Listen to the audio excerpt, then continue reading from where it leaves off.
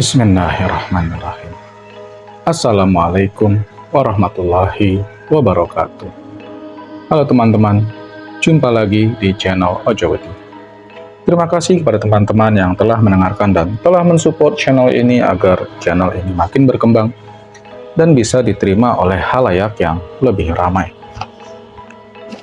Seperti biasa teman-teman, jika sudah siap, selamat mendengarkan. Burung raksasa penjaga jembatan. Rahmat Saleh menengadahkan wajahnya ke langit. Pemandangan itu tak pernah ia bayangkan sebelumnya. Puluhan matahari bergulir dalam rotasinya masing-masing. Cahaya terang bercampur gelap dari awan yang tiba-tiba berembus datang. Tak lama setelah itu, petir datang menyambar seperti kembang api yang merambat di dinding langit. Gelegarnya sangat kencang dan asing. Suara yang memekakkan setiap telinga. Seperti amarah yang tak terbendung lagi. Tanpa sadar Rahmat Saleh telah sampai di batas gurun. Hanya tampak ujung tebing yang terjal, sementara dasarnya tak dapat dilihat mata. Orang-orang berhenti. Rahmat Saleh juga berhenti. Awan hitam yang pekat turun seperti ombak yang hendak menggulung semua orang di tepi tebing. Awan itu perlahan menjelma sesosok burung hitam yang amat besar. Burung itu hanya tampak bentuknya saat ia terbang jauh di langit. Saat ia perlahan mendarat, yang tampak hanyalah cakar-cakar kakinya yang besar, melebihi sebuah bus tingkat. Bahkan kakinya lebih tinggi dibanding gedung paling tinggi yang pernah Rahmat Saleh lihat di kotanya. Burung itu mendarat dan menciptakan terpaan angin yang begitu dahsyat. Sebagian orang terjatuh dan tergulung karenanya. Dari ekor burung raksasa itu sebuah jembatan terbentang. Tampaknya menghubungkan ujung tebing pada ujung lain yang entah kemana. Jembatan itu tak seperti yang dikatakan oleh dapur si kucing hitam bermata kuning. Jembatan itu berukuran amat besar. Bahkan tepi pegangannya kira-kira berukuran lebih dari 10 kali tinggi Rahmat Saleh. Tak lama, beberapa orang berdesakan. Mereka berjalan di atas jembatan. Sebagian orang perlahan berubah menjadi begitu besar, hingga jembatan itu tak mampu menopang orang-orang berukuran raksasa itu.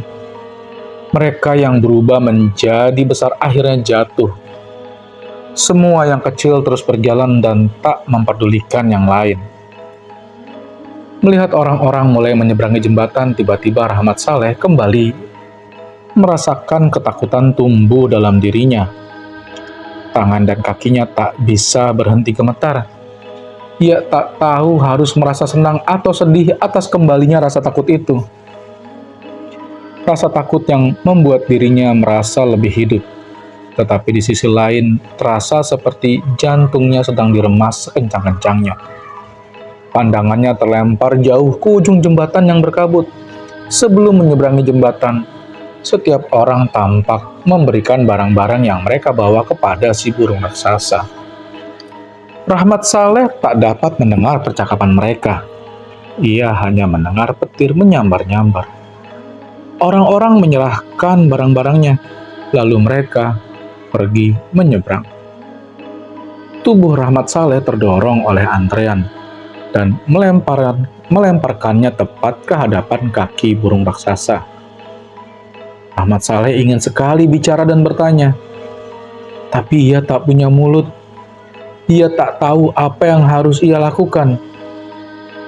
Mungkin aku hanya perlu memberikan cangkul ini, pikirnya. Maka ia meletakkan cangkulnya tepat di depan cakar besar milik burung raksasa itu. Rahmat Saleh mendongakkan kepala dan ia dapat melihat cahaya kuning terus menembus awan yang gelap. Cahaya itu turun mendekat, sampai ia sadar bahwa cahaya itu adalah mata si burung raksasa. "Siapa yang hendak kau cari?" Suara itu terdengar begitu jelas, seperti petir menyambar telinga Rahmat Saleh. Rahmat Saleh mundur ketakutan. Ia melambai-lambaikan tangannya, memberi tanda bahwa ia tak bisa bicara. "Jangan mendekat! Jangan mendekat!" Ia berteriak dalam pikirannya sendiri. "Aku tidak bicara padamu. Aku bicara kepadanya," kata si burung raksasa sambil mengarahkan cakarnya ke samping tubuh Rahmat Saleh. Rahmat Saleh menoleh. Cangkul di sampingnya tiba-tiba bergerak. Batangnya meleleh seperti lilin sebelum perlahan memunculkan mulut dan ia mulai bicara. "Kami mencari pemilik tempat ini. Kami mencari beliau," ucap cangkul itu. Rahmat Saleh hanya bisa berdiri menyaksikan cangkul miliknya mulai bicara. Ia bahkan tak punya kata-kata lagi untuk dipikirkan. Ia melihat sekitar. Barang-barang yang diberikan setiap orang juga tiba-tiba memiliki mulut untuk bicara. "Apa yang sudah kau lakukan selama ini?" tanya si burung raksasa kepada cangkul milik Rahmat Saleh. "Tidak banyak," jawab si cangkul.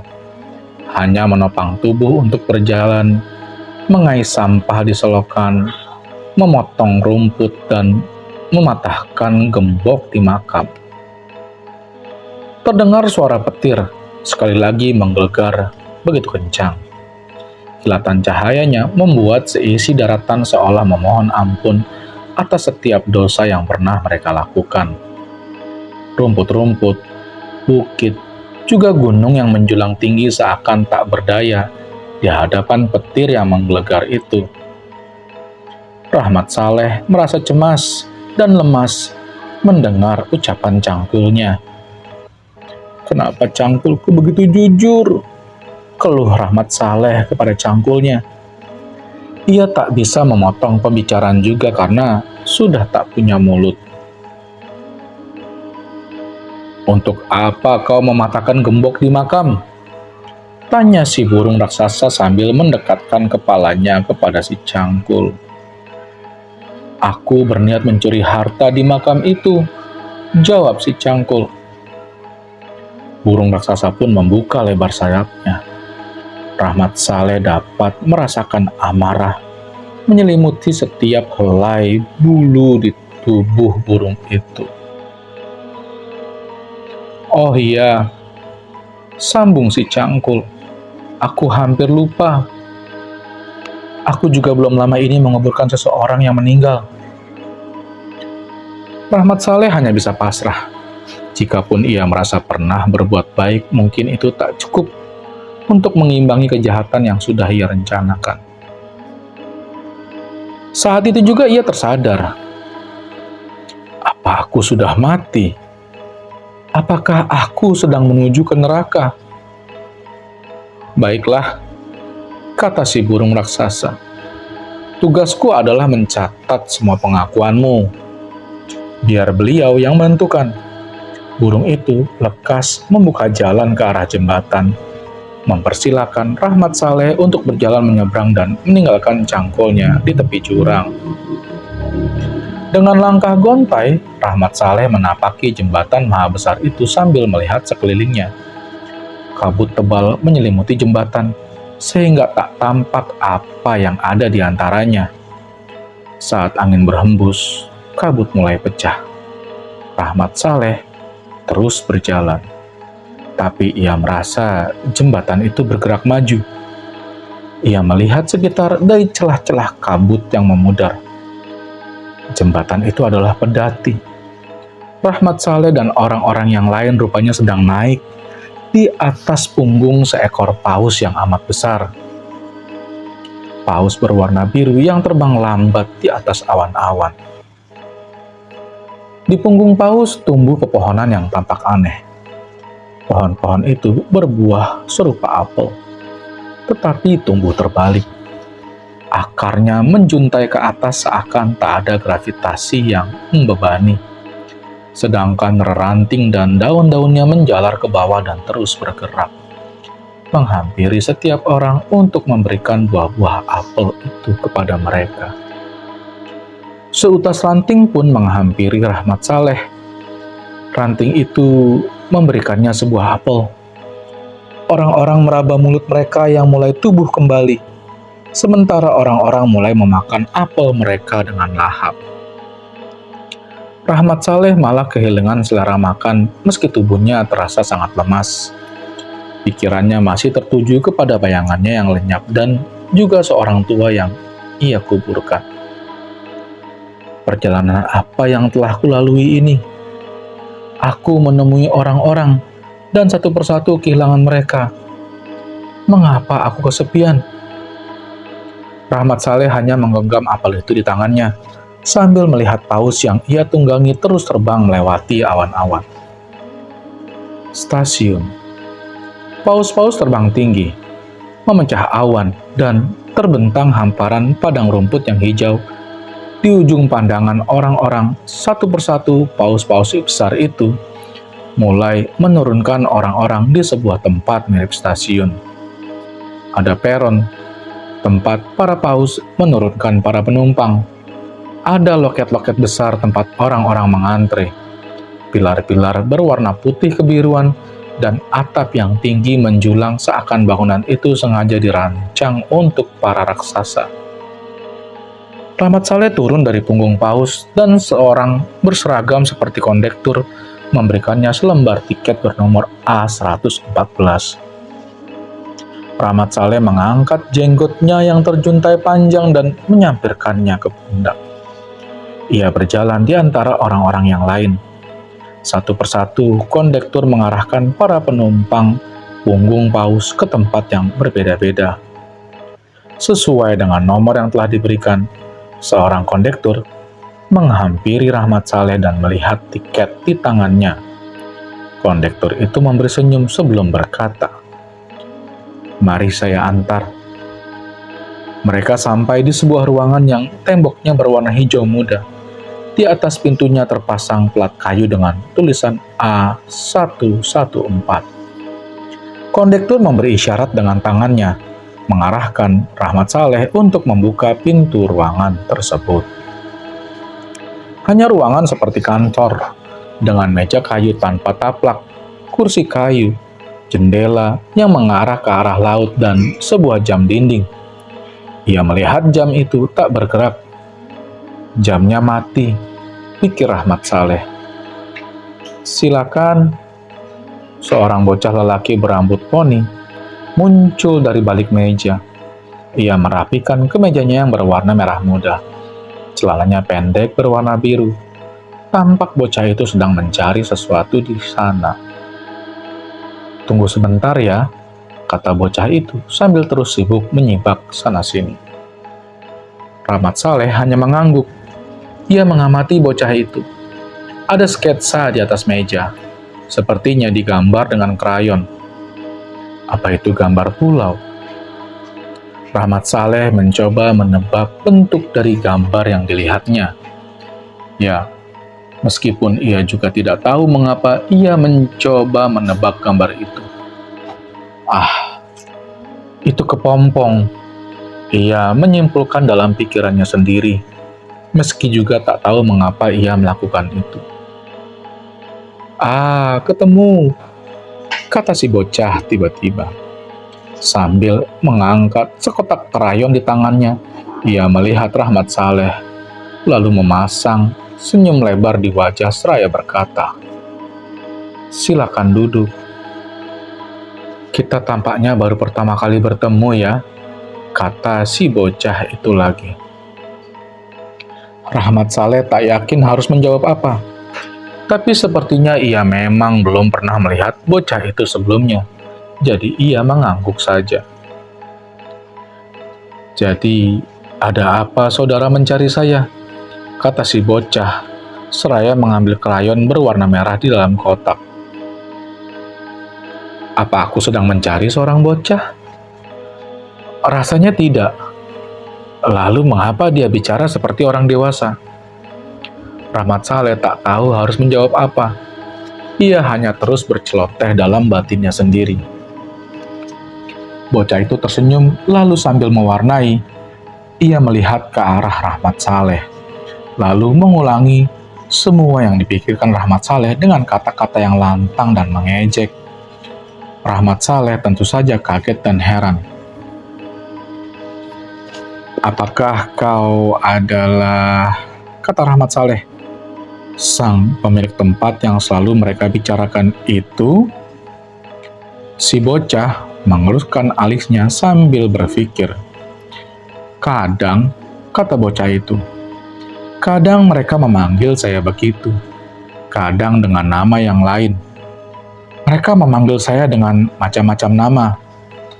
Tapi apalah arti sebuah nama? Bukankah saudara setuju dengan itu?" Bocah itu berdiri. Ia berjinjit, lalu memberikan gambarnya kepada Rahmat Saleh. "Lihatlah, sudah selesai," kata bocah itu. "Seorang," kata Rahmat Saleh, maksud saya, seekor kucing memberitahu saya untuk menemui Anda, agar saya bisa pulang," tambahnya. Sambil tak peduli pada gambar kepompong itu. Ya, saya tahu. Saudara orang yang jujur rupanya," kata si bocah. "Nah, sekarang coba saudara nilai gambar saya ini. Tolong beri penilaian yang jujur juga ya." Saya tersesat di makam," jawab Rahmat Saleh. "Bisakah Anda memulangkan saya? Saya mohon. Saya sudah melalui waktu-waktu yang berat. Saya tidak tahu di mana saya berada, tapi saya yakin tempat ini bukan dunia saya, dan saya tidak seharusnya berada di sini." "Saudara tidak tertarik ya pada gambar saya ini rupanya." Si bocah menarik kembali gambarnya, lalu melihat lagi gambar itu untuk menilai bagian mana yang harus ia tambahi warna. "Padahal ini saya gambar khusus untuk saudara loh." "Baiklah, akan saya coba tambahkan warna yang lain. Mungkin saudara akan suka." "Maaf," jawab Rahmat Saleh, "itu gambar yang bagus.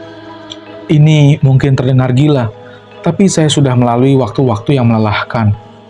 Saya tidak tahu harus bersikap bagaimana untuk saat ini. Saya hanya terus berjalan berbekal petunjuk dari orang-orang yang asing yang saya temui. Lalu saya terus berjalan tanpa pernah tahu apa yang sebenarnya hendak saya tuju. Saya hanya terus berjalan sampai di stasiun ini." "Bukankah itu yang kita sebut kehidupan?" Bocah itu tertawa. Baiklah. Maafkan saya ya. Sudah membuat tempat yang cukup luas sehingga orang-orang jadi kelelahan di perjalanan. Tapi saudara tentu tidak gila. Saya jamin 100% waras," kata bocah itu.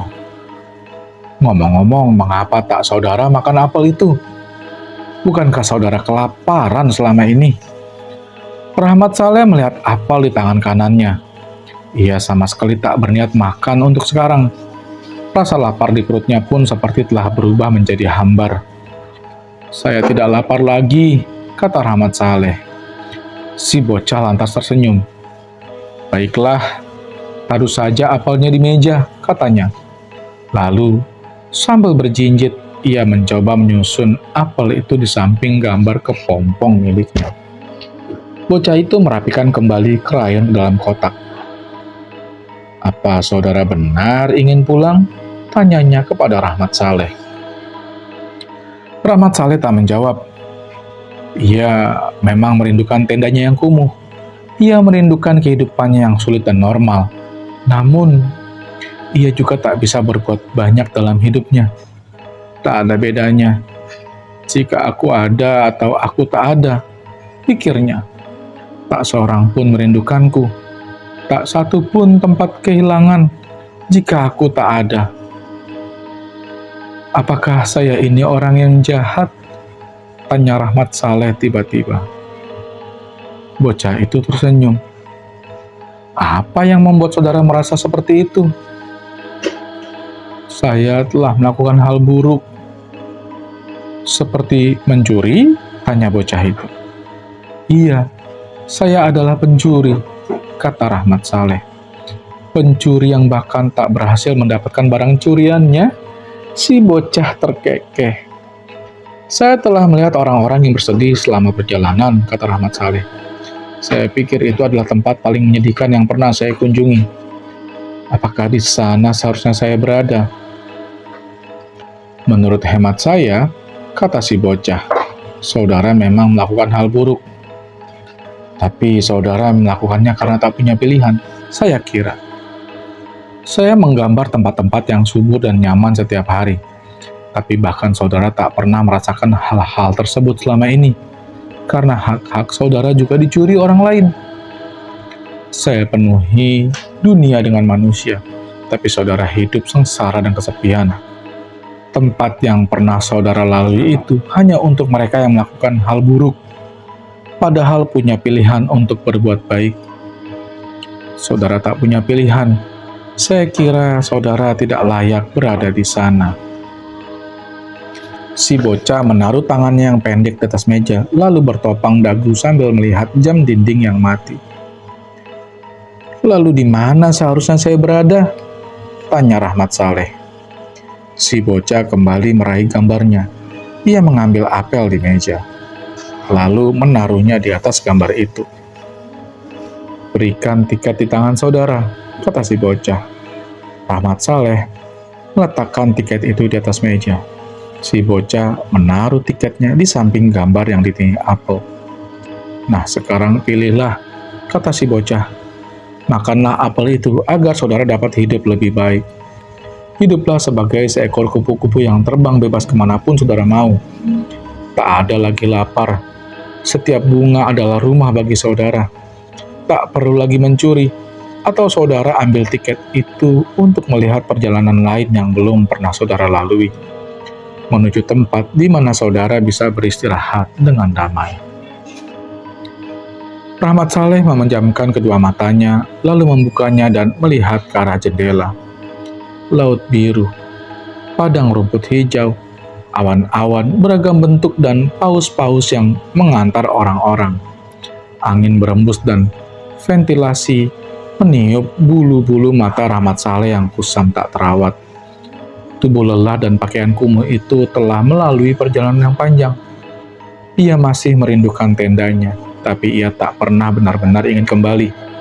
Dimanapun Rahmat Saleh berada selama ini, ia belum pernah merasa pulang. Lelahnya tak tertanggung, bahkan oleh makanan atau kehidupan seekor kupu-kupu. Kehidupan sungguh melelahkan, pikirnya. Saya sudah tidak merasa lapar, kata Rahmat Saleh. Lalu ia pun meraih tiket itu dengan tangannya. Bocah itu mengantar Rahmat Saleh menuju peron yang lain. Paus-paus silih berganti mengantar orang lain. Bocah-bocah lain juga tampak mengantar orang yang lain. Semua bocah itu berwajah sama. Sebelum berangkat, Rahmat Saleh menyalami tangan bocah yang ia temui di ruangan A114. Apakah ini tiket menuju surga? Tanya Rahmat Saleh pada bocah itu. Bocah itu pun tertawa. Jangan bertanda, katanya. Tak ada tempat bernama surga. Surga bukanlah tempat. Dengan tangannya, bocah itu menunjuk dada kirinya sebelum berkata, surga adalah perasaan mengasihi dan dikasihi. Surga bisa menciptakannya dimanapun saudara berada. Jangan konyol dengan mengatakan bahwa surga harus diperjuangkan dengan macam-macam hal yang justru kejam. Kedamaian dalam diri adalah surga yang paling dekat yang bisa kita ciptakan sendiri. Sulit bagi Rahmat Saleh memahami perkataan bocah yang bicara seperti orang tua itu. Rahmat Saleh pun melanjutkan langkahnya. Paus mengudara meninggalkan peron, menebus awan-awan lalu menghilang di langit biru. Tenda orang-orang berkerumun di dekat sebuah tenda kumuh di bawah jembatan.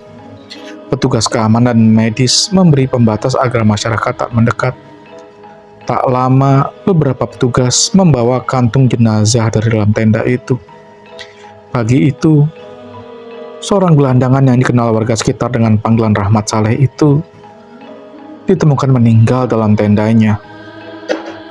Seorang wanita tua berdiri di belakang kerumunan. Ia datang untuk meninggalkan sebatang cangkul di dekat tenda. Lalu seekor kucing hitam berwarna kuning terang menghampiri perempuan itu. Ia menggendong kucing itu, lantas pergi meninggalkan kerumunan yang masih saling bertanya dan bergosip tentang musabab kematian Rahmat Saleh dan kejahatan yang pernah gelandangan itu lakukan selama hidupnya. Terima kasih teman-teman telah mendengarkan cerita-cerita di channel Ojo Wedih. Akhir kata, wassalamualaikum warahmatullahi wabarakatuh.